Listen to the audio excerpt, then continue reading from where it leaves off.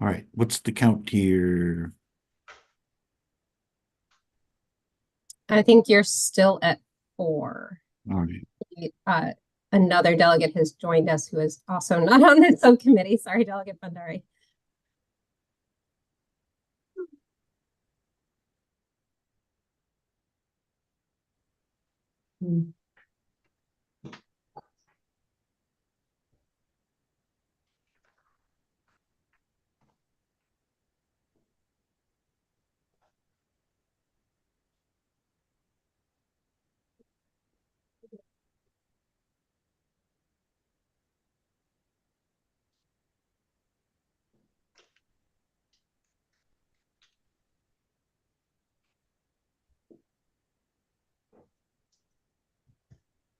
I see 2 more joining now, which would get okay. you to 6. The amendment of the amendment.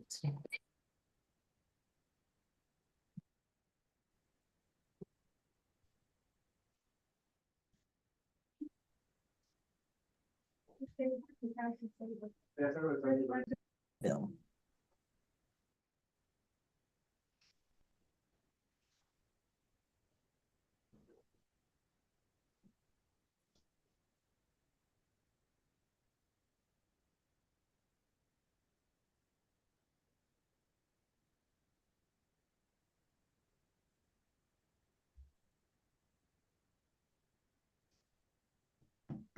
Have we achieved critical mass?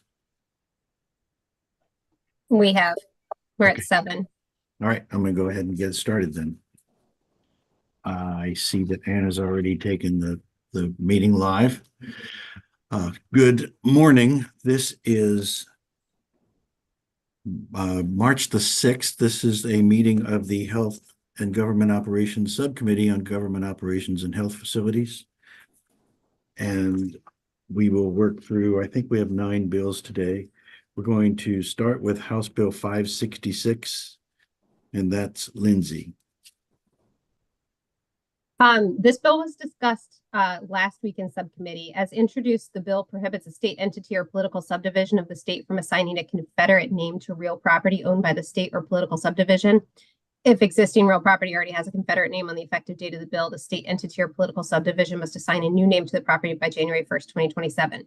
I circulated a reprint of the bill with amendments from the sponsor that strike the bill as introduced and instead create a commission on state and local government real property bearing Confederate names as an independent unit of the executive branch consisting of 24 members, 1 from each county appointed by the governor with the advice and consent of the Senate. The commission keeps the original bill definition of Confederate name. There was some discussion last week about changing that definition. The same definition of political subdivision from the original bill. So I'll note that that does not include the Maryland National Capital Park and Planning Commission, which was also discussed last week. Still applies the same definition of real property, which is streets, buildings, parks, and subdivisions. And the bill, or with the amendment, the commission is required to meet at least quarterly, appoint a director with the approval of the governor, sets the annual salary of the director at $80,000, and then requires the commission to develop and implement a framework to identify real property bearing a Confederate name that is owned by the state or a political subdivision and make recommendations regarding real property that should be renamed. The commission is required to report their findings and recommendations on or before October 1st, 2031 to the governor, mayor, and city council of Baltimore City, governing body of each county, and general assembly. The bill would take effect July 1st, 2025 and terminate June 30th, 2032. Okay, thank you. Delegate Grossman, last week we had some discussion. Do you want to tell everyone how you were able to resolve the outstanding issues? I believe so. I believe the amendments that we have put forward align with the discussion last week. And so I hope I have resolved all of those things. We moved, I also under the fiscal note, I know that was another concern. So the director will be paid a salary of $80,000. So that's under that $100,000 threshold. Okay, thank you. Does anyone have any questions for Delegate Grossman, or would anyone like to move Delegate Grossman's amendment? Move the amendment. Second. Okay, we have a motion and a second on the amendment. All in favor of adopting the sponsor amendment, signify by saying aye. Aye. Anyone opposed? Okay, the amendment, Delegate Chisholm? I just want to make sure I understand. Who's getting paid the $80,000? That's the director of the commission. So the director is not a member of the commission. That's essentially like staff for the commission, a staff person. Okay, so there's a commission, but there's a director on the side that's going to oversee. Okay. All right, thank you. Okay, Delegate Kipke. Is that 80,000 something that will be paid forever? So the bill terminates in 2032 unless you all come back and continue it. So Thank you. it's for that period of time. That's 7 years, I guess. Okay, we've adopted the amendment on the bill as amended. Move the bill. Move the bill. Second. I have a motion and a second on the bill as amended. All in favor, say aye. Aye. Anyone opposed? I have a quick question. Let's see. Delegate Hill? Yeah, so where's this commission housed, and they all and whoever housed it agreed to house it, right? Where is it housed? It's created as an independent unit of the executive branch. Okay, all right, thank you. So Delegate Shalega, Delegate Kipke, Delegate Chisholm, you're in opposition? I have a question first, if you don't mind. Sure, go ahead. It says the commission may accept gifts, grants, donations, bequests, or endorsements for any of its purposes, so they can take as much money as they want as a commission.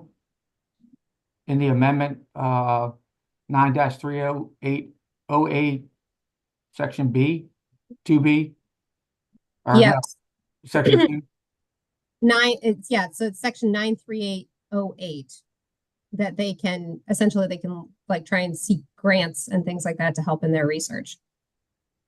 Is that And pretty it says customary for our for its commissions? purposes, right? Okay. Thank you. Right.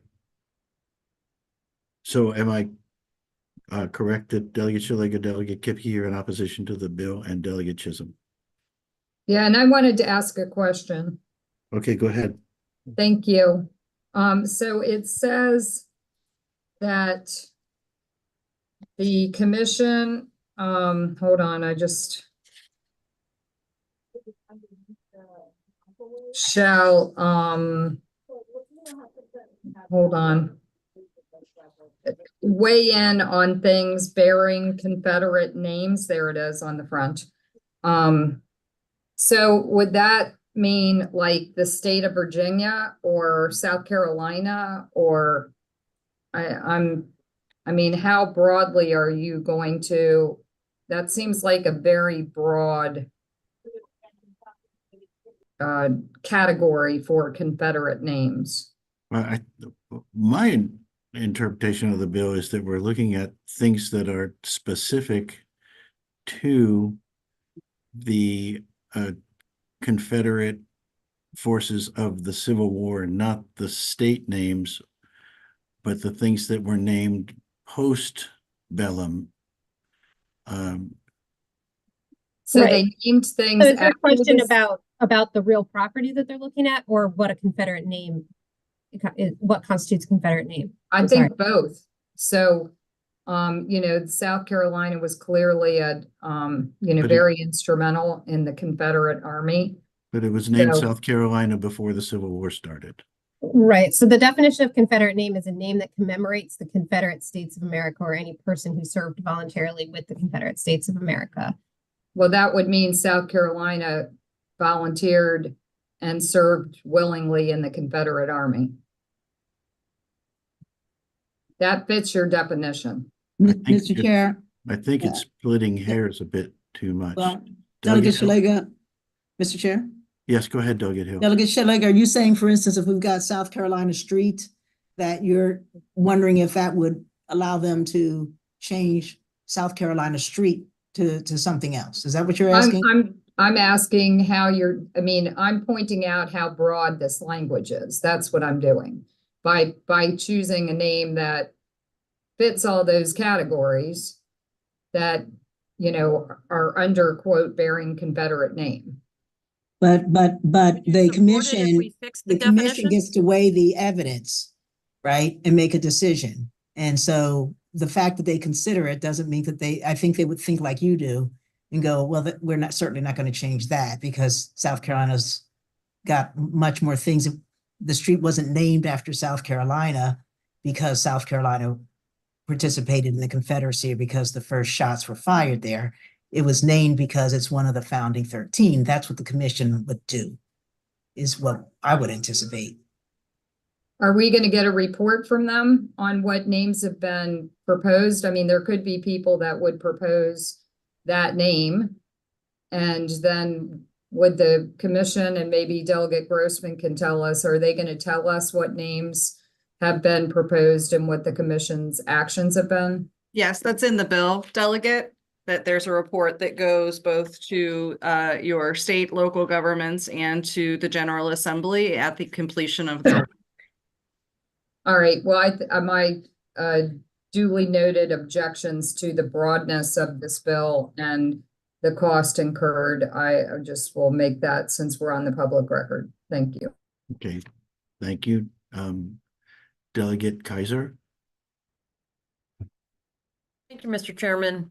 I like the bill and I had some concerns initially. Is there a way to alter the definition to deal with the concern Delegate Szeliga is bringing up? I'm sure she still won't support the bill, but I do think that clarification to ensure that states or cities, or as you were saying, pre-bellum, that were named, or things that existed beforehand, that were such names. So is there a way to tighten that definition to make it that much more clear that we do not intend to change a street named after one of our southern states? Lindsay, do you think that's necessary, or if so, do you think it's possible?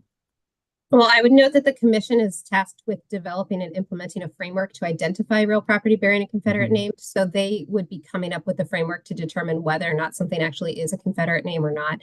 And then they would make a recommendation regarding real property that should be renamed, not that they're doing the renaming themselves. So I think if there's any concern about whether or not a name could be considered to be honoring the Confederacy or not, they can help develop that in the framework. And I certainly would appreciate their expertise, but I mean, we're the legislature and we can share our intent. I think we can make it clear that we don't mean certain things.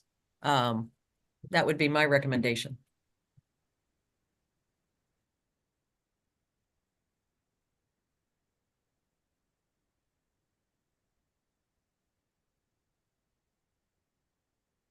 Let me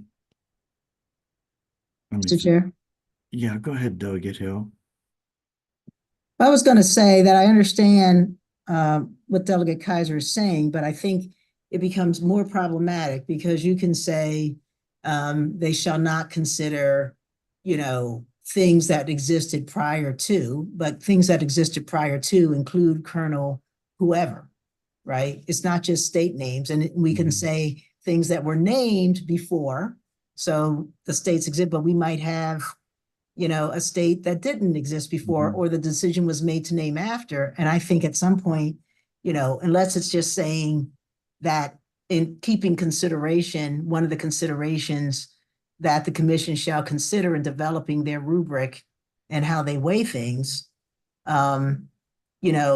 should be whether or not there are reasons separate from the Civil War that would give good cause for why that name is being used. Or alternatively, we could put in here when they give their report that, that before any decisions are made, the bodies who are making those decisions have to leave it open for public comment, right? So they make a recommendation, and Baltimore City and the local jurisdictions have to have a period of public comment, not to be less than 30 days, and then before they make a final decision on how to act. Okay, this has already taken more time than I wanted to devote to this today. If we can't wrap it up pretty soon, I'm going to have to hold it. Delegate Johnson.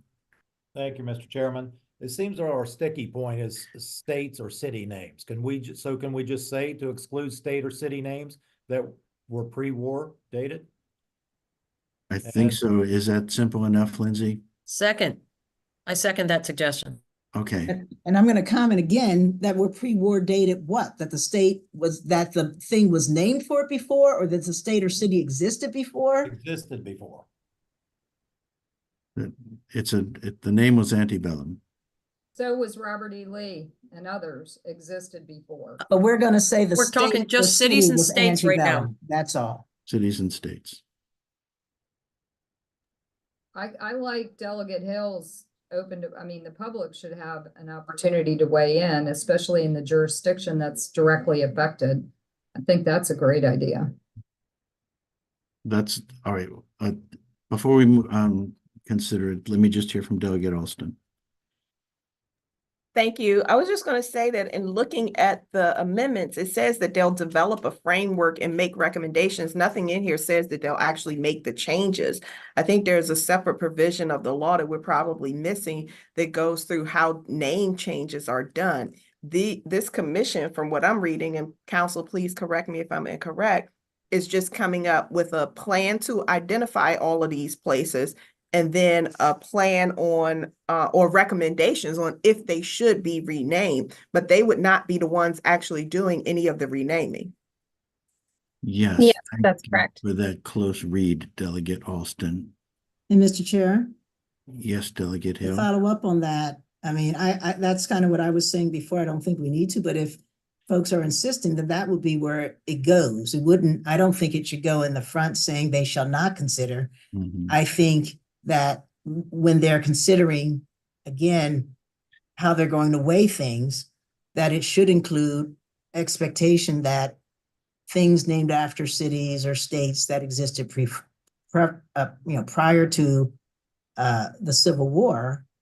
I think it's pretty obvious, but the intent of this legislation is, and that we just shouldn't be too prescriptive for this commission to, and just trust them to do their work. Delegate Chisholm. Don't the counties already have this authority? Because I know Nick and I, in District 31, they changed the name of a George Fox Middle School. Of course, they were wrong and found out after the fact that it was not Confederate. Okay, last word, Delegate Grossman. Thank you. Certainly, they do have the authority, but many don't have the capacity to do the research, right? So that's what the commission is being established for, to do the work, the heavy lift for those counties to then make the recommendations back to them and they can make the changes. Okay, thank you. Thank you.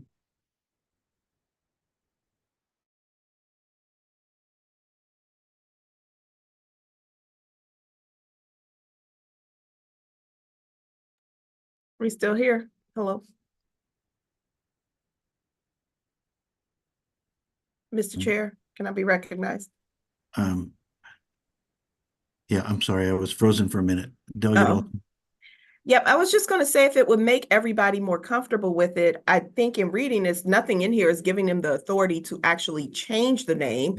So could we do a concept amendment that says nothing in here shall be construed as authority to change an actual name of a building? Would that But just to satisfy make, the just to make the recommendations? Just to make the recommendations, because that's all these amendments say. It doesn't say Okay. that we can change the name.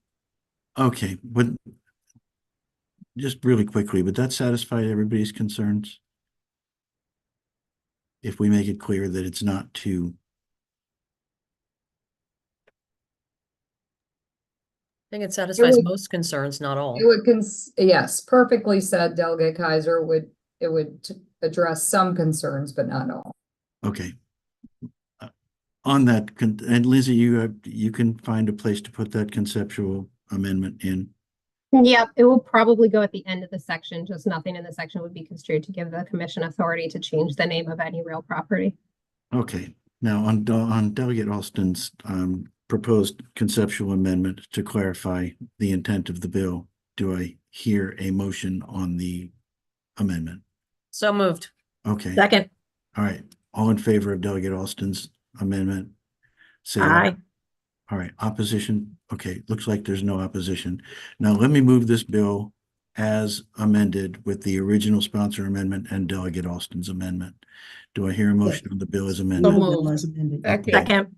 All right, all in favor of the bill as amended, indicate by saying aye. Aye. Aye. And those in opposition to the bill as amended, the same three. Okay, I have Delegate Chisholm, Delegate Kipke, Delegate Chalega. Okay, thank you, and thank you, Delegate Grossman. Let's move on to House Bill 723. Aaron, This bill authorizes the Attorney General to seek injunctive relief on behalf of the state on the basis of an imminent or ongoing violation of a specified basic right of residence of a nursing facility or assisted living program. The bill alters the definition of resident bill of rights for residents of assisted living program facilities. And in an action brought by the Attorney General regarding a violation of a basic right of residence, the Attorney General may request the court to impose a civil penalty of up to $10,000 for each violation by a facility or assisted living program. and this is a departmental bill from the Attorney General. Someone here from the Attorney General's office to discuss the bill? Yes, Delegate Perez, actually from the Office of the Attorney General. Oh, hi, Zach. Go ahead. Thanks very much. So we did put forth some amendments. We've been working with Lifespan. We met last Friday and worked over the weekend and into this week. The amendments do three things. First, we're including nursing homes under the $10,000 penalty that we can ask for in our injunctive proceedings. It was always intended to be that way.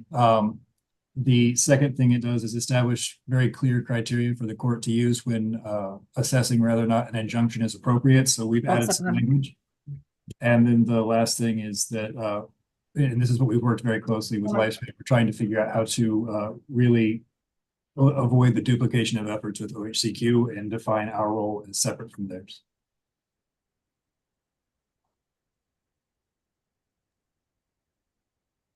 Okay, discussion on the amendments. Delegate Taveras. Thank you, Mr. Chair. I do not have the amendment. Is it possible for us to bring it up on the screen? I did not provide them because I think today we're going to talk about them. Got it. Okay. Okay. Delegate Alston. Yes, on the amendments, I have a concern about small assisted livings being levied with a $10,000 fine, because for a small company that could bankrupt a company, and the majority of the elder care that's being provided in the state of Maryland is being provided through small assisted living. So I'm wondering if we could look at the fine structures. One thing if you have a huge nursing home that's doing this, but if it's like a 4 or 5 bed assisted living, $10,000 might be more than they even bring in a month. So I would like us to look at that fee structure, or did you all exclude the assisted livings and it's only the nursing homes? Without seeing it, I'm not 100% sure, but that's my concern with amendments. Zach, do you have a response to that? Certainly. So as written, we can request $10,000 as part of the injunctive relief, which means that the facility would be able to bring that up to the court. This would only happen if there had been a violation, and a particularly egregious violation, sort of based on the language of the bill.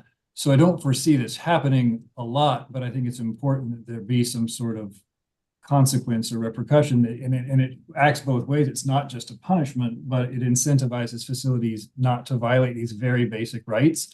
But if it were the case that $10,000 would break a facility, they would certainly be allowed to argue that to the court, and it would be up to a judge to then assess, again, a penalty that it does not exceed $10,000, but isn't required to be $10,000.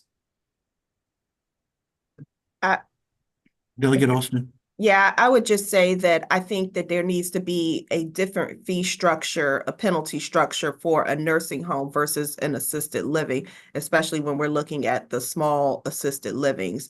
It essentially will put them out of business to get a fine of that nature. So if we make the maximum fine for a small assisted living different than that for a large nursing home, they're just not doing the same level or capacity of work. And I think that we need to be clear in the code when we're looking at that.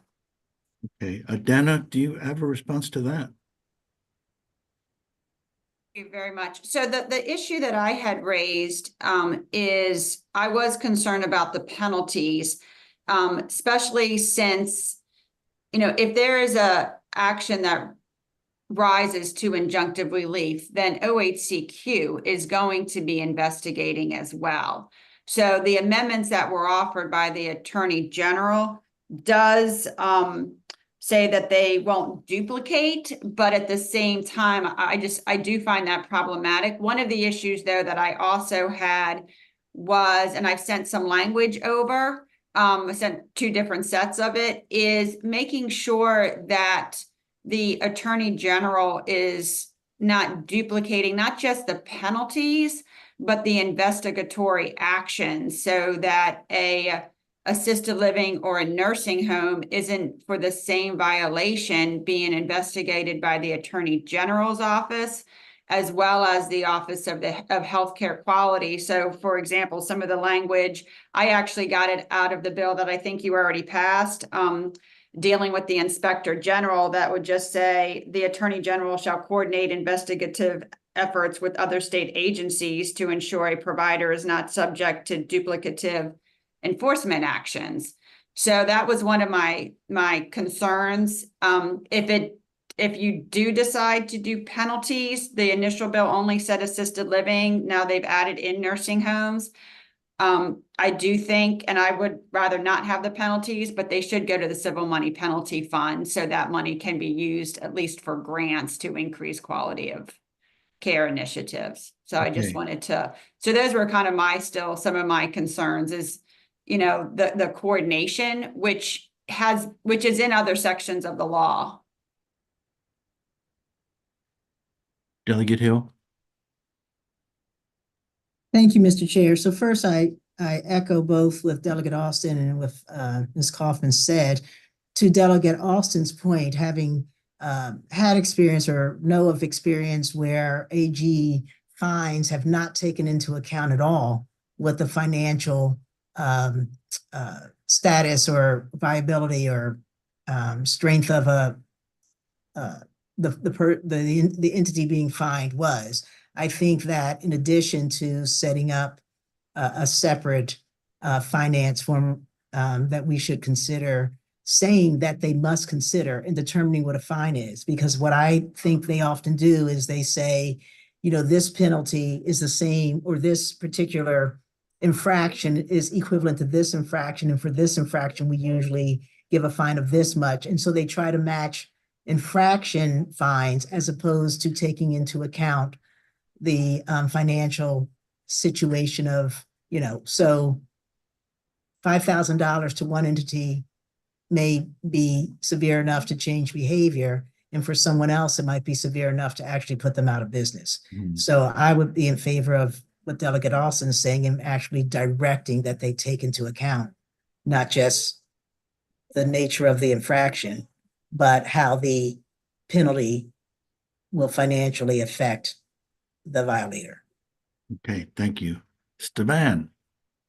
Hi, I'm Stevan. I'm Ellis. I'm the State Long-Term Care Ombudsman. I appreciate all the discussion, and I, like everyone, I don't want nurse or assisted living, our nursing homes to have go out of business. However, I think it should be noted that, and Zach is the expert on this clearly, about what the Attorney General's office is looking for versus what Office of Healthcare Quality is looking for. Office of Healthcare Quality is looking for regulatory violations, whereas the Attorney General, Zach, could explain in more detail about what they're looking for, but it's more of criminal, egregious acts. And so it would take a different path anyway than a regulatory path. And so I just wanted to point that out. As an advocate, sometimes these situations are so egregious that they need to be looked at that way, in addition to what Office of Healthcare Quality does from a minimum standard point. So I just wanted to point that out. And if there's time for another, I had suggested an amendment. So if there's time for discussion about that, that's great. And if not, I completely understand. So thank you. Okay, thanks, Stevan. Dana? And just to add, because I forgot, the OHCQ regulations do have provisions for, in determining a civil money penalty, what must be examined and looked at. So there is already that language, but I guess the one point that I would make, and I understand the need to immediately cease to protect our residents. And that is really what I thought that the bill was for the injunctive relief to stop the action, not the penalty. And also, OHCQ, when you say the regulatory, those are quality of care standards. So I don't think you can easily separate the two. And it's my understanding, and somebody correct me too, that the AG, the Attorney General's office already has the criminal and the civil actions. So this was another one. So as far as the injunctive relief, I think that that is very separate then from the penalties as well. But I just did want to point out the issue of the that there is language in the regs. Thank you. Delegate Alston? Thank you. And I was echo some of the comments that were just made by Ms. Kaufman. And I would say that if the injunctive relief is granted, they're going to cease doing business, which means they won't have income or revenue coming in to even pay a fine. So I think we just need to be mindful of that. I could see if you were saying that they needed to pay the attorney fees that maybe were associated in court costs if the injunction was granted. But I think that having the fine in this section is a surefire way to just end the business on a temporary basis, because an injunctive relief is usually something that's expedited. You haven't had a full-blown hearing, and you're doing that and potentially giving them a fine without the benefit of a full merits hearing. And I just don't know that that's the right posture for a business. I agree totally with granting the ability to do the injunctive relief, but I have a lot of reservations about the fines. Okay, thank you. Zach? So I just want to clarify that the $10,000 would be after, like, at the last phase of the injunctive, the 3 phases of the injunctive relief. So there would be time for adversarial hearing and for the facilities to, present evidence. But I think I need to clarify what we have now versus what this is, because there's a lot of talk about penalties, and the whole goal of this was to stop the suffering of residents, but not put places out of business. Right now, the only way we have to address systemic neglect are long-term false claims actions. And we seek damages in false claims actions that are 3 times whatever Medicaid has paid out over whatever time period we've investigated. That will break a facility. And I am well aware of Maryland's need for long-term care statewide.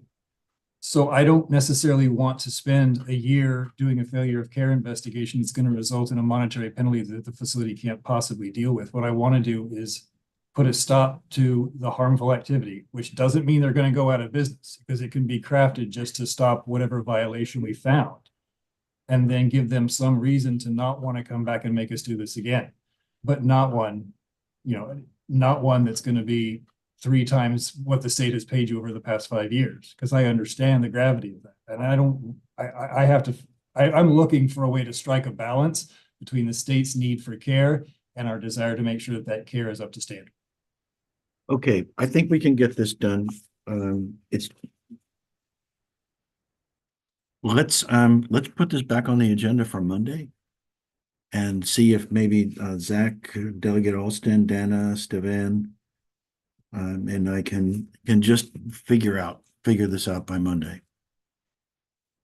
Okay, so I'm gonna hold it till Monday and add it to Monday's agenda, and we'll move on to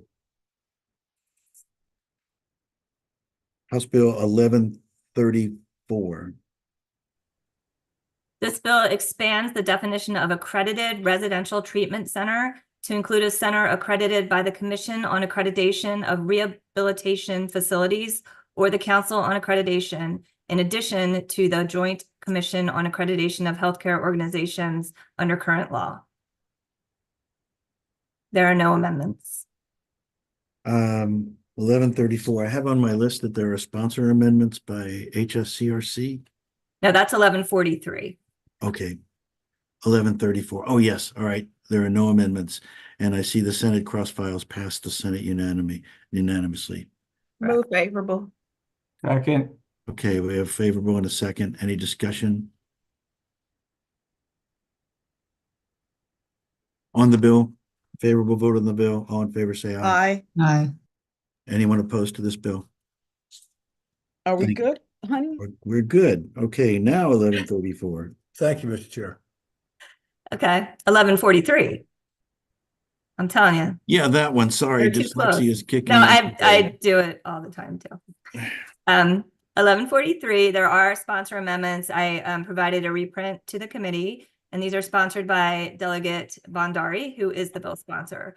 The amendments establish the Maryland Emergency Department Wait Time Reduction Commission to address factors throughout the healthcare system that contribute to increased emergency department wait times.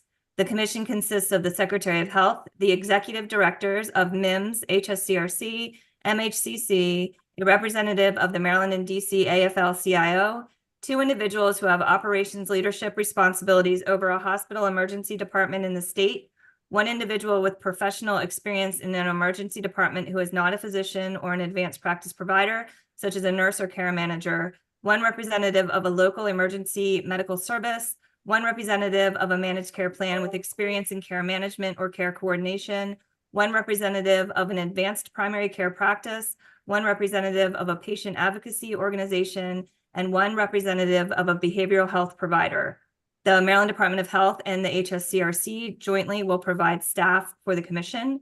The commission is required to develop and implement strategies and initiatives to reduce emergency department wait times, including initiatives that ensure that patients are seen in the most appropriate setting to reduce unnecessary use of emergency departments, improve hospital efficiency, including by increasing emergency department and inpatient throughput, and improve post-discharge resources to facilitate timely emergency department and inpatient discharges. They also are required to identify and recommend improvements for the collection and submission of data that is necessary to monitor and reduce emergency department wait times by coordinating with state and local agencies, hospitals, and healthcare providers, and by facilitating the sharing of best practices for reducing emergency department wait times. In carrying out the duties, the commission is authorized to require state and local agencies, hospitals, and healthcare providers to implement the strategies and initiatives developed under the subtitle. They may also request interviews with state and local officials and request data from MDH, MIMS, HSCRC, MHCC, the state designated health information exchange, hospitals in the state, and other providers of healthcare services. The bill also provides for the transfer of data to the commission and the provisions for the privacy of data that's transferred to the commission. On or before November 1st of each year, beginning in 2025, the commission must submit to the governor and to the General Assembly an update on the development, implementation, and impact of policies and programs developed or implemented to improve emergency department wait times. And the bill will sunset on June 30th, 2027. Okay, thanks. And those are the HSCRC amendments? No, I don't have. Correct, yes. And then Delegate Bandari, I know, hopefully he's on the call. I think he wants to propose a few more individuals be appointed to the commission. Okay, does anyone see Delegate Bandari? Yeah, I'm here. Okay. Do we have that reprint or We amendment? have I'm looking in my we have the emails. reprint. You have a reprint, yeah. I'm not. I can show you when it was sent or let you The know. second part of the email. Okay, Delegate Bandari, do you want to weigh in at this point? Yeah, so I already had the conversation with MDH, MDH and other stakeholders as well.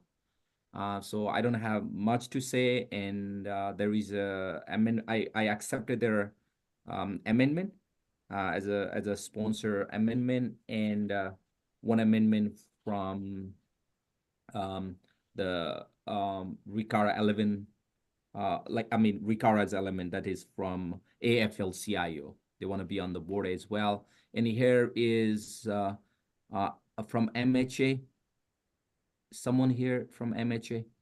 Yes, Delegate, I'm here. Yeah, I would like to recognize him, and thank you for the conversation this morning. Great, thank you. And to that point, we'd respectfully like to request that MHA be included on the commission. Yeah, that should be fine. Delegate Bandari, I see that here on page 2 that the AFL-CIO is already represented. They are included, yes. Oh, yeah. Oh, okay. Okay, thank you. So aside from let me just ask this way. Are your requested changes already included in this reprint? With I the don't know. exception of the Maryland Hospital Association? I don't think so. We could request to put MHA there. And 1199, I'm sorry, instead of AFL-CIO, 1199 will be included. I had a conversation with both agencies, and they agreed that we can put 1199 because they deal with more like the healthcare workers. Okay, because right now it says one representative of the Maryland State and DC AFL-CIO designated by the president of the Maryland State and DC AFL-CIO. Yeah, that when we discussed with 1199, so they agreed that that AFL-CIO won't be there, but 1199 will be there. So I already requested the amendment. And you requested it, but we don't have it yet? Lindsay, did you Okay, this is Aaron. This Yeah, is Aaron, mine, yeah. Bandari. When did you request? I see an email that came in today during this meeting. Under commission membership in section B, include one representative of an employee organization that has exclusive bargaining representation for healthcare workers. So Yeah. that would be 1199. Yes. But, okay, so Aaron, just, so I'm clear, that is not currently included in this reprint? Correct. That's not in the reprint, but that could be added should the committee choose to add. Okay, and then Delegate Bandari, you said that you are amenable to the Maryland Hospital Association's request to be included? That's correct. Okay, was there anything else that needed to be included in this? No. Okay, thank you. I'm clear on that point at this. And Aaron, are we up to date on that? I So- believe the insurers want it on. Okay, let's get some comments here. Delegate Chisholm. Thank you, Mr. Chair. Real quick, I like the bill, but does the new reprint with these amendments change the physical note? Because I'd hate for this to be DOA just because the huge physical note. Yes, it absolutely does. And I have a letter from HSCRC that it will cost $100,000. Perfect. Thank you. Allison. Hi, Allison Taylor on behalf of Kaiser. I wanted to say thank you for inclusion of a managed care plan with experience in care coordination. I think those entities will be well positioned to work with the hospitals on this issue. And to the extent there would be interest in a commercial payer to, we would support adding that. But either way, we look forward to finding a way to participate. Thank you. Delegate Shalega. Thank you, Mr. Chair. So my question is about the data section, which is 20-2405, that talks about data sharing, which actually line 2 or paragraph 2 or line 2 for data that contains, it says that contains personally identifiable information. I'm uncomfortable with that.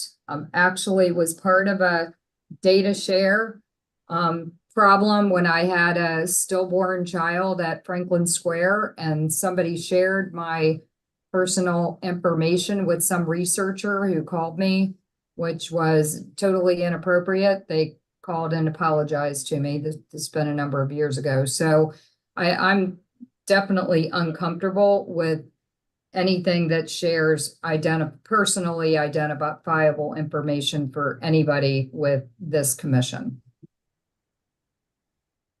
Aaron, do you see It's on the reprint and it's I know where you're talking about. I can say that if HSCRC is on the call, they most likely worked with CRISP on this and language and can address why it's there and what that'd be whoever inserted that language. I'd love to hear the rationale behind that. Yeah, so Hello, Subcommittee. This is John Crom, Executive Director of the HSCRC. I can add some comments to that. For those specific provisions, really, they are intended to for the agencies who have authority to use identifiable data to work within the context of the commission to be able to do analysis, right? So that's not sharing data that is not otherwise collected for the purposes of policy use, right? But what I would say more broadly is the reason why we had inserted or suggested some amendments around data use here is that we're really being asked, I think, to look at new solutions to a long-standing problem related to ED wait times, finding those new solutions and taking a much more systemic approach to reducing ED wait times is going to necessitate us taking a look at our data in different ways than we have in the past. So we think that those provisions are important, but we would be happy to kind of take those back and take a look at whether the amendments should be modified to address those concerns. We're happy to do that. I would appreciate that because if you go on in that section, it says that the commission's staff may share personally identifiable information, with different people. I'm very uncomfortable with that. All of healthcare information is so sensitive and private. We should be able to do some analysis on this without sharing people's personal identifiable information. So thank you, John. I appreciate you all coming back with an amendment on that. John, you understand what Delegate Shalega's concerns are, and you have some ideas how you can address these? Yes, I think we do. And there is language in here about the identifiable information going to the department and the HSCRC, and then de-identified data going to the commission, to the new commission. So we'll look at that and see if that needs to be strengthened in any way. Thank you. Delegate Shalega, do you need to see that before you're comfortable with it? Yeah, that would be nice because, when this gets to the floor, if it has anything on it with these kind of data issues, to my good friend, Chairman Kerr,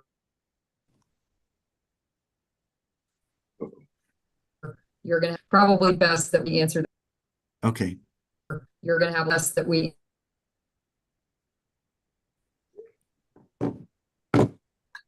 John, can you communicate with Delegate Shalega before Monday? Yes, we can do that. Okay. Yes. So that's one thing that we can solve. Let's see where the other sticking points are. Dana Kaufman. Thank you very much. On behalf of the Maryland American College of Emergency Physicians, we are concerned because the composition does not include any physicians. It talks about somebody with operations, but that doesn't necessarily mean a physician. And there were several physicians who took time this interim and participated on that work group. So we would strongly advocate for inclusion of emergency physicians. I don't know how you can do a commission without actually having that component or that representation on this. Does anyone know why an emergency room physician was left off? Was it unintentional? Was it intentional? Does anyone have any comment on that? So I can provide a comment on that. I don't think the intention was to leave off physicians. I think it was to make sure that any physicians that are included have operational oversight, right? So in other words, can speak to how those clinical services are delivered throughout the hospital, right? And specifically, we were looking for folks who could add insights to how clinical services are delivered within the ED as well as broadly throughout the hospital, right? So, that was the intent. To the composition in general, I think generally the HSCRC and the department felt that this was a good balance of folks with expertise, particular expertise, on the ground expertise throughout the continuum of care. And so that was really what was driving that set of amendments.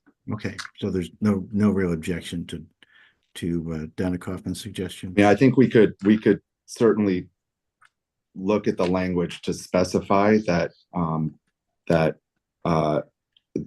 or to clarify the intent there. But if that intent is appropriate, then we can do that. All right, good.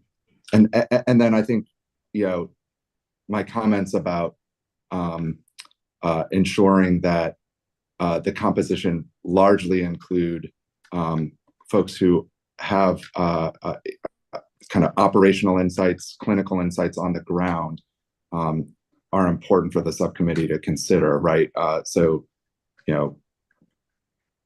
folks from associations and administrative duties, et cetera, considering how does that change the scope of this work? Is it focused really on that kind of on the ground solution, or more broadly? I just ask for the subcommittee to consider that. Okay. So Dana, you can work with Aaron to get that taken care of. Okay, Jake Whitaker. Yeah, so the commission as currently drafted would have broad authority not only to develop initiatives and programs, but also implement them. We understand it's a little bit concerning. It's almost quasi-legislative in terms of being able to implement those policies. We would like the commission to consider perhaps going to recommendations for the legislature to consider rather than just moving forward with implementing policies. And additionally, my other question is, how does that authority to implement those policies overlap with the HSCRC's existing authority, MHCC's authority, and MIA and MDH's authority to regulate these areas as well? John, do you have a response to Jake? I mean, I think we had a good level of comfort around being able to navigate whether implementation is most appropriately done through the department, the HSCRC, or through the commission. So we didn't have that. We didn't share that concern.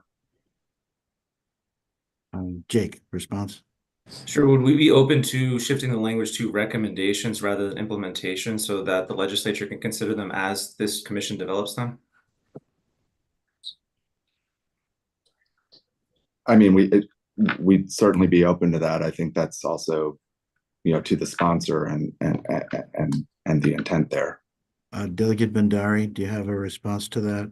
Can you? I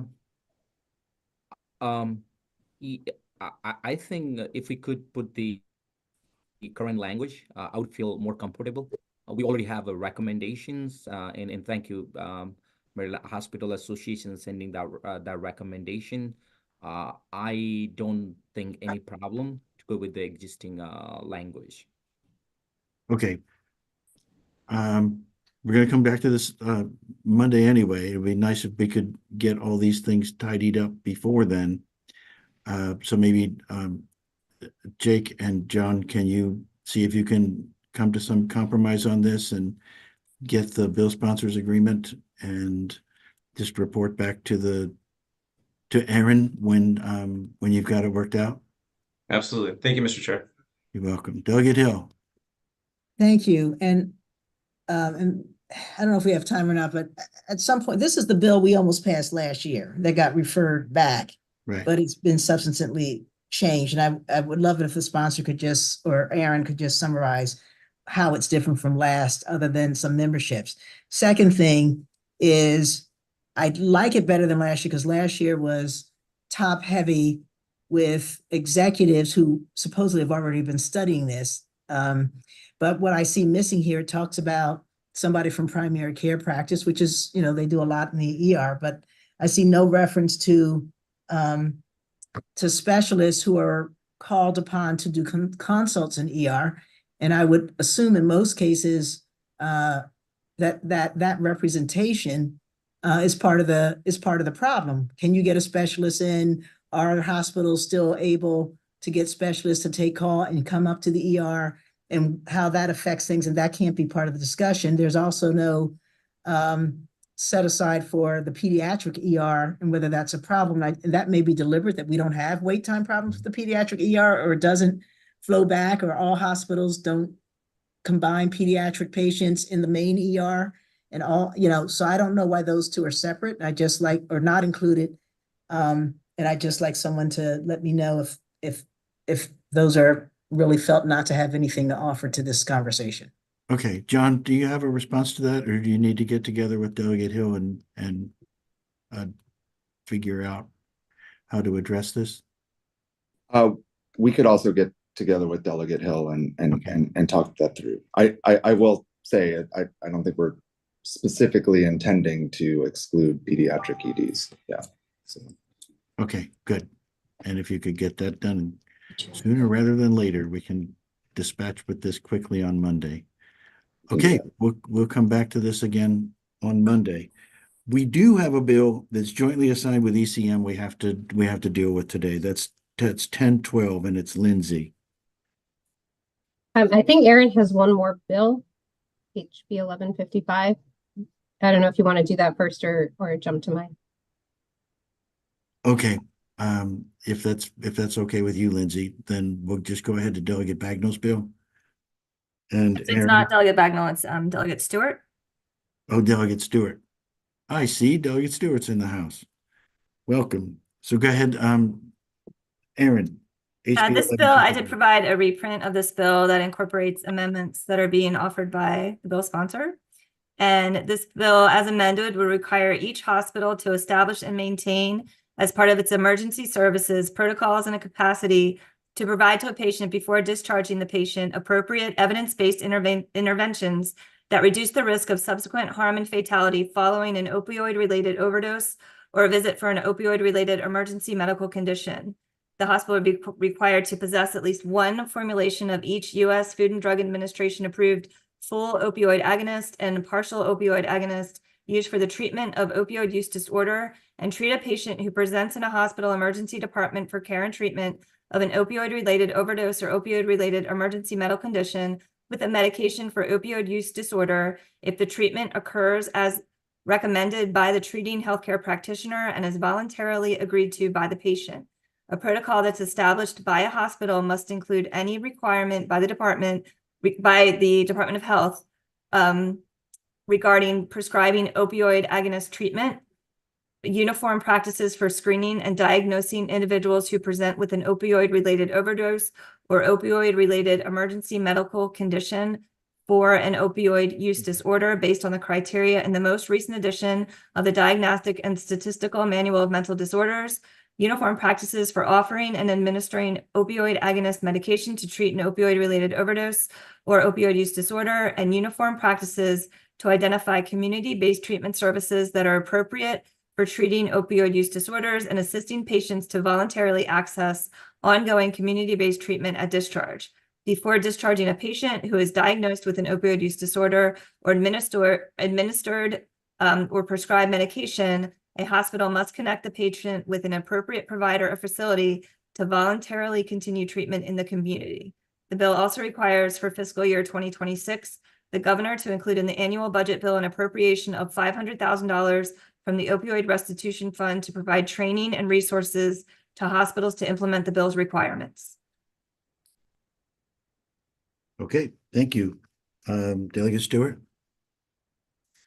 Yeah, thank you guys so much for having me. I'm always impressed by the thoroughness of these HGO work sessions. So yeah, I mean, essentially what this bill does in a nutshell, I mean, Aaron laid it out very clearly, but I mean, essentially it just requires hospitals, when someone either presents with opioid use disorder or comes into an ER with an overdose, to screen those individuals and then to offer them with FDA approved medication that's sort of the best practice and the gold standard in the field. And then the amendments you have before you are mostly from Johns Hopkins.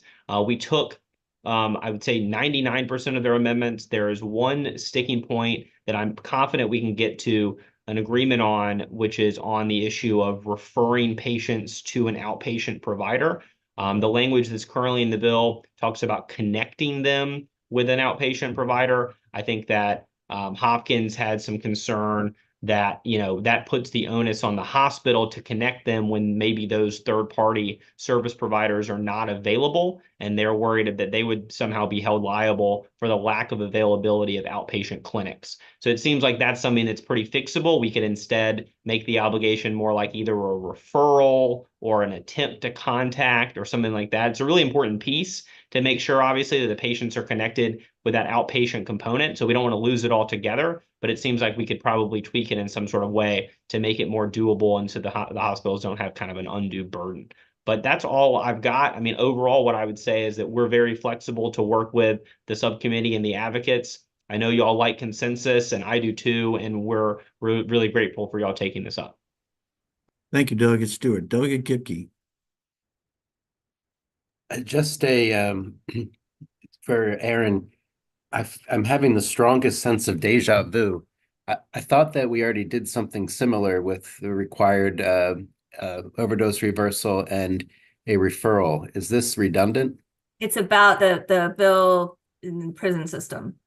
Thank you. It's very similar, yes. Thank you. Delegate Hill. Thank you. And Delegate Stewart, thank you very much. I just want some clarification. I'm looking at the reprint on page 3 of 6, where I don't know what is above it, under D, which is around lines 4, 5, 6, or 3, 4, 5, 6. Before discharging a patient who is diagnosed with an opioid use disorder or administered or prescribed medications. Is that medication related to opioid use, or they're prescribed medication for their blood pressure? I'm also not clear if you mean their admitting diagnosis, or one of their admitting diagnoses was, because as I'm sure you know, you can come in for, appendicitis and also have an opioid use disorder. And I can understand what you're saying, regardless of why ever else you're there, even if that's not what brought you there, even if you're not overdosing, you should still be at least offered the opportunity to connect with something. But I want to be clear, as if you're saying anybody who carries that diagnosis, whether that is why they were admitted or not, they should be connected, and that anybody who's prescribed medication of any type, and even if it's unrelated to the opioid use disorder diagnosis. Mr. Chair, do you want me to take that? Yes, please. Thank you. So very briefly, actually, just going back to Delegate Kipke's point, it should feel like deja vu because we actually copied a lot of the same language from an Eric Barron bill that passed in 2019 in prisons. So right now, a lot of this is already happening in prisons, but if you're not so either lucky or unlucky to be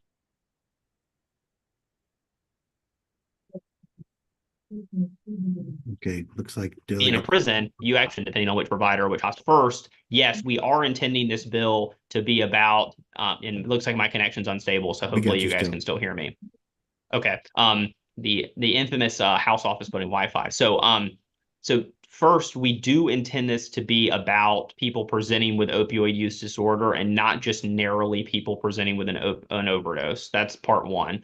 Number two, the section you're talking about of the reprint about medications, I believe the intent there was really about opioid medications specifically, not medications around appendicitis. If we need an amendment to clarify that, happy to submit one, but I see Ellen nodding her head. I was going to kick it to Ellen just to confirm to make sure that I'm not wrong about any of that, but that's my take. Thank you. Ellen. Looks like I was right, Mr. Chair. A rare moment for me. That's right. And also to Delegate Hill's point, the language right now is opioid related medical conditions. And so it would be more narrowly tailored to those conditions, which we, are a range of them, not necessarily appendicitis, but infections, injuries, those that are related to the opioid use condition. Correct. Great. So I would like to see that. Thank you. Exactly. Okay, good. Sounds like a simple enough fix. Let's hear from the Hospital Association. Jake. Thank you, Mr. Chair. First, I want to thank Delegate Stewart for raising attention to this important issue. We would just respectfully request to hold it to the next subcommittee hearing meeting, just so I can take it back to the members and make sure everything's worked out, so that we can move forward with this legislation. So that's our request. Thank you. Okay, Delegate Taveras. Thank you, Mr. Chair. I just have a question I understand that this is a little bit more thorough in terms of addressing the issue of the medical condition and the opioid use disorder. But is this not also similar to a bill or does it include the testing of opioids when the person comes in? Isn't that similar to the Vogel bill from last year? Delegate Stewart.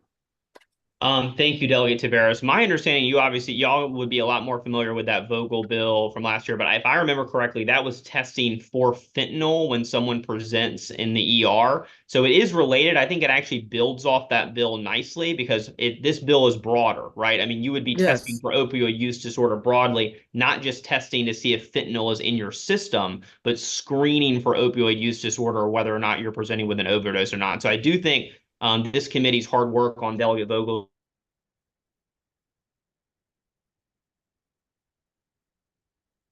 Let's see if he catches up. Yeah, let's hope. But I think yeah. Okay, you think you have your answer? Okay. Yeah. Delegate Shalega. Thank you. I had a question about on the reprint, page 2, lines 17 to 21. Possess at least one formulation of each U.S. Food and Drug Administration approved full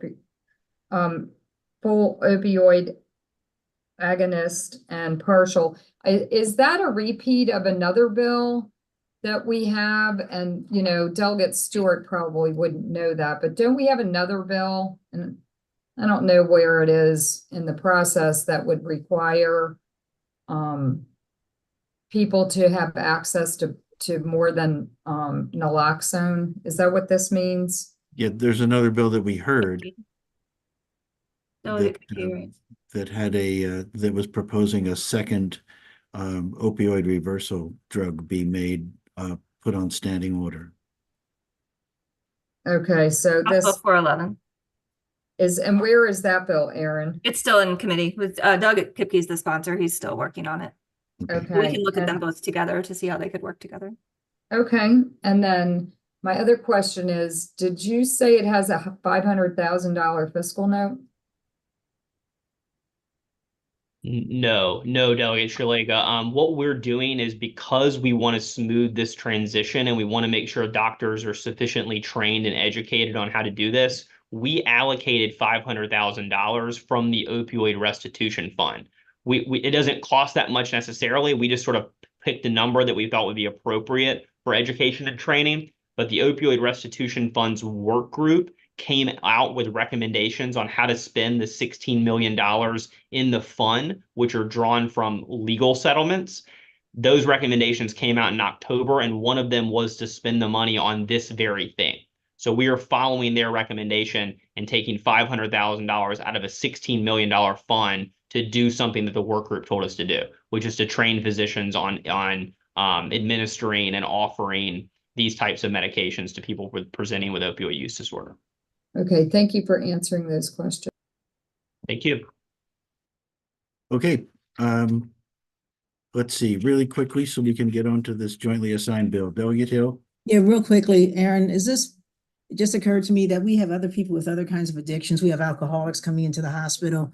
They're not necessarily connected with support groups as they leave. We have people addicted to other medications. Is this the wrong vehicle to try and sort of make that a general policy that people, you know, with substance abuse should be not just discharged back to home, back to the street, but they should be connected with appropriate supports?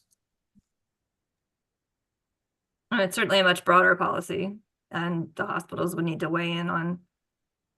All right, leave it for now. I mean, I didn't know if we had to be in another part of the. Let's leave that for now. Delegate Bagnall. Thank you, Chair. Kerr. So the reason you thought this was me is because I had conceptual amendments that I mentioned during the bill hearing. Got approval from the sponsor, have sent conceptually to the Hospital Association for review. And I just wanted to make sure that the subcommittee was aware, because there were some outstanding concerns you know, during the testimony. The Hospital Association wanted to make sure that we were using evidence-based standards of care, so that they would have flexibility as you know, as the standards changed. So I proposed including that language, evidence-based standards of care. A delayed implementation date to complete a readiness assessment. That was a recommendation of the the Department of Health, to do a readiness assessment. So we would just need to know what that timeline looks like so that we can spell that out. And also a review of the allocation based on the results of the readiness assessment. So we make sure that that 500,000 is the right amount, that's going to get us where we need to be. So those were my conceptual amendments, which Aaron has, and I think the Hospital Association has taken back to their stakeholders. With that, that's all I have to say. Thank you. Okay, thank you. Jake, is that your understanding? Yes, we received the amendments yesterday, so we just want to thank Delegate Bagnell for working with us, and we're reviewing them right now. Thank you. Okay, let's get it sorted so we can finish this up on Monday. May I move the sponsor's amendment so we can be that much further along by Monday? Yeah, if we could get the sponsor, will that Second. require a reprint, Aaron? And that's moved with and seconded with the understanding that there's still some wordsmithing around that section on page 3 that Ellen, the sponsor, are working out. Yes, Okay. you do have a reprint. Delegate Kerr. All right, what was your suggestion, Delegate Hill? Well, Ellen said they're working on making it clear on Yeah. page 3 lines, I think 3 through 7. They're clarifying, you know, who that pertains to and how they're capturing. Okay, yeah, I have that written down. Thanks. Okay. Let's go to HB 1012. Oh, we're not going to vote on those amendments? Let's just take it up on Monday. Withdraw my motion then. Okay. HB 1012 is by request of the treasurer. The bill repeals provisions under the state government article pertaining to the Maryland State Employees Surety Bond Committee and transfers specified duties of the committee to the state treasurer. The bill also authorizes specified officers and employees of the state who are required to be covered by surety bonds to alternatively be covered by insurance policies of the type and in the amount of coverage determined by the state treasurer. There are no amendments. Okay. And Laura Addis is here from the treasurer's office. All right. Move the bill. I have a motion on the bill. And second? Second. Okay. Bill's been moved and seconded. All in favor of voting favorably on the bill, say aye. Aye. Anyone opposed? Okay, thanks. What did we not get to? We didn't get to 962. 594, 894, 962. Sponsor amendments. Oh, that's a delegation bill. Can we deal with that quickly? Yep, 594 is Dorchester County Delegation Bill. As introduced, the bill alters the definition of newspaper or newspaper in general circulation in the general provisions article to mean a publication that is offered either in print or format or digital format.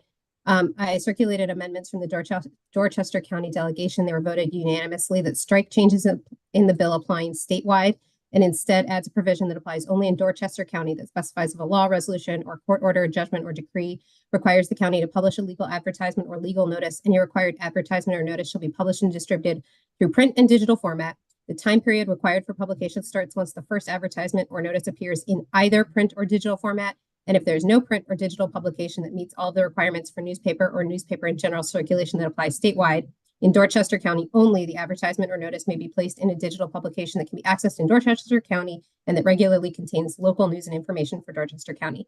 And I know that Delegate Hutchinson worked with Rebecca Snyder, who's on from the Maryland Delaware DC Press Association. Okay, welcome, Rebecca. Do I have a motion on the sponsor amendments?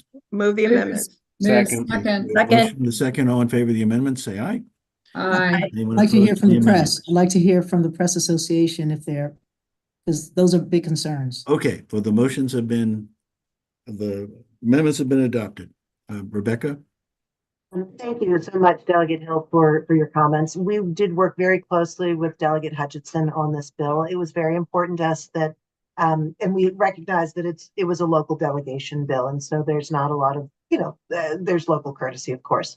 It was important to us that public notice stays in news media. We recognize that there were some timing issues that were kind of unique to Dorchester County. They have 2 print publications, which also publish online as well. And so what we agreed to do was basically to help their timing issue by allowing the notice, which is still in independent, in an independent placement, to be placed online or in print for that first, to start the clock. So you're no basically. longer objecting. I just wanted to be clear. Yeah, Okay, so thank you. we are comfortable. Move the bill. All right, thanks, Delegate Hill, for Second. getting that pointed out. We have a motion to second. All in favor of the bill as amended? Say Aye. Any opposition? Okay, passes unanimously. Delegate Chisholm, should we try and get to your bill? House Bill 894, as introduced, the bill prohibits an entity that is owned, operated, or controlled by the government of the People's Republic of China as specified from bidding on, submitting a proposal for, or entering into, or renewing a contract with a public body in the state. To that end, by December 31st, 2024, the Board of Public Works must use credible information available to the public to create a list of entities barred from participating in procurement with a public body. The bill includes procedures for adding entities to and removing entities from the list maintained by BPW, and includes penalties for making a false certification under the bill. The sponsor submitted amendments. These were discussed at the bill hearing, and they've been tweaked just a little bit with approval from the sponsor. Rather than prohibiting procurement from Chinese companies, it prohibits procurement from an entity owned, operated, or controlled by the government of a country subject to an embargo under the International Traffic in Arms Regulations. Under those regulations, there are both partial and full embargoes. So one of the tweaks is that it clarifies the statutory reference to include both full and partial embargoes under that act. And it also adds language that mirrors language that was adopted under the chapter enacting the prohibitions against procurement with a person that engages in investment activities in Iran, that abrogate the act if the federal government enacts a law that no longer authorizes states to adopt and enforce these provisions. So again, that was in that prior bill. So it's just, if the federal government supersedes this, both of those provisions would abrogate together. Did we change the title of the bill? Yes, it will change the short title of the bill as well. Okay, thanks. Delegate Chisholm. I think Lindsay did it perfectly. I'm happy with the bill. Once again, I brought this up in committee. I think Lexmark is a problem. They do participate in our procurement, and I think if we use the same tack that the state retirement agency does and use that third party that affects the fiscal note of $12,500, we could do this, especially considering how difficult it is for many people to get into our procurement process that are Maryland-owned companies. Just this extra layer of protection, I think, would be great. Thank you. Do I have a motion on Delegate Chisholm's amendment? Move the amendments. Second. Motion and a second on the amendments. All in favor of the amendment, say aye. Aye. Aye. On Delegate Chisholm's bill as amended. Move the bill. Second. We have a motion and a second on the bill as amended. All in favor, say aye. Aye. Okay, anybody in opposition to the bill? Aye. Okay, thank you. Thank you, Delegate Chisholm, for your work on this. I guess we got to get into committee, guys. So we didn't get to 962, which is, and I think that's the only one we didn't get to.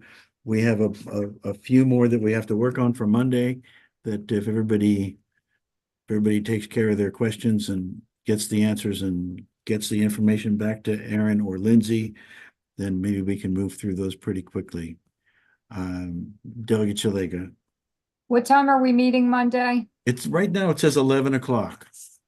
That was just a placeholder. We're gonna have to figure out all of the subcommittees that need to meet on Monday, and then what other things are scheduled Monday. I think the Rules Committee is also meeting, so we're gonna have to kind of figure out everybody's schedule. So I did start to put together a tentative agenda, and I left 11 a.m. since that's our standard meeting time, but that's not set at all. We're gonna have to figure that out, and we'll let everybody know, and obviously post it on the hearing schedule online as well. Yeah, Thank you. we'll email and text. Delegate Kaiser? In that same vein could we see the list, even if it's being generated sooner rather than later, given that Chair Kerr just said we should try to get our questions answered sooner rather than later? Yeah, we'll get that out to you today. Okay, thank you, everyone. We are adjourned. I'll see you in committee in a few minutes.